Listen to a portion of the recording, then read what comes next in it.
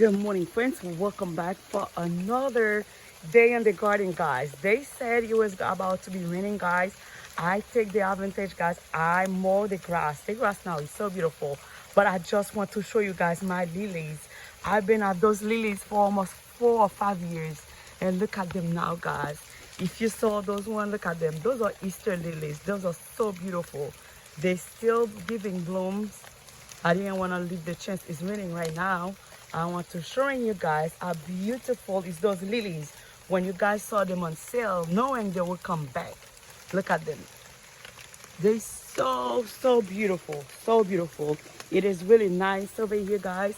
Like I said, I just cut the grass and then trim some stuff. Everything looks so beautiful right now. Look at this. Look at this. Oh my gosh. Look at this. Even I neglect them, guys, but they're still doing beautiful. Look at this. Look at this.